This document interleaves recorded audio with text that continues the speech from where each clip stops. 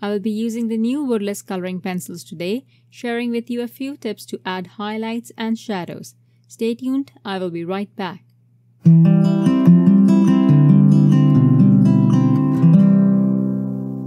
Hello and welcome to Creative Coloring with Iram. Today's video is part of an educated blog hop. Our theme is New Favorite, where you can use your new favorite product, technique, inspiration, anything really. I thought this was a perfect opportunity to share this video for the newly released Altenew Woodless coloring pencils. Not to be confused with the Woodless watercolor pencils. This is not the repackaging of the previously released product. This is a new product. I know a few people were confused about it, that's why I'm clearing this up again. I will be using the Elegant Motifs stamp set. This is from the Craft Your Life project kit. I will stamp this on Crest Solar White cardstock in permanent black ink a couple of times to get a proper black outline. To be on the safe side, I will dry the panel for a few seconds so that the ink is thoroughly dry. I will be referencing the booklet that comes along with the color pencils. It is truly very helpful. It has a color wheel with shaded hues. I will start by adding maple yellow to the flower center, extending it outside. Next, I will use orange cream along the outer edge of the flower center there. Remember that these are quite vibrant and I'm only applying color with a gentle hand. Now I will take the maple yellow again to blend the two shades together. In the end, I will add autumn glaze only to the edges of the flower center. Now I will take the orange cream and extend it to the petals in a flicking motion. To this, I will then add maple yellow and then autumn glaze. I will be adding a very little bit of autumn glaze. Then I will leave this as is and move to the tips of the petal. And here I will apply ruby red to the dips, or as I call them, notches, and extend it towards the flower center. I will further blend the ruby red or soften it using crimson. And it is all about the blending with pencil coloring. If you have the shades, use them. Now to merge the oranges and the reds together, I will use the Heartbeat color pencil. If I notice that I need more of any color, I will go back in and add more of that color. For instance, here I will add more of ruby red. And as I added the first layer of the color with a gentle hand, I'm still able to build more layers. Now you see the white portions on the tips of the petals. I will use Coral Bliss there to blend the color. I could also use white that will lighten the area and create more highlight. That is exactly how I use the white pencil for the coloring on the box. The highlighted areas on the box image are done using the white from the set. Using Coral Bliss will give me a softer highlight. I will color all the petals and the floral parts in the same way. And it is your preference how much of a yellow-orange or red you want to add. For the leaves, I will start by adding the darkest color on the lower edge.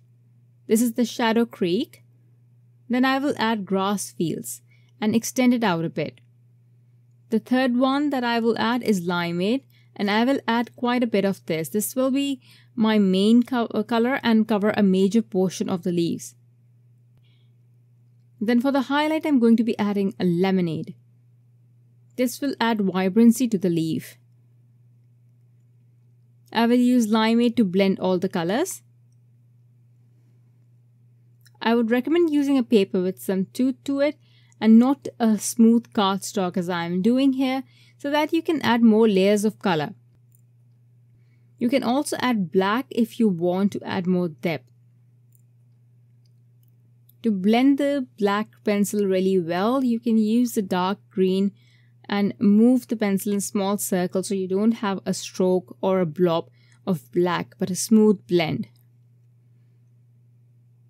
I can even add black to the flower too, but always add the darkest shade that's closer to the color family first before applying black. So here I do have Paperback or Cosmic Berry, and those could go on the flower.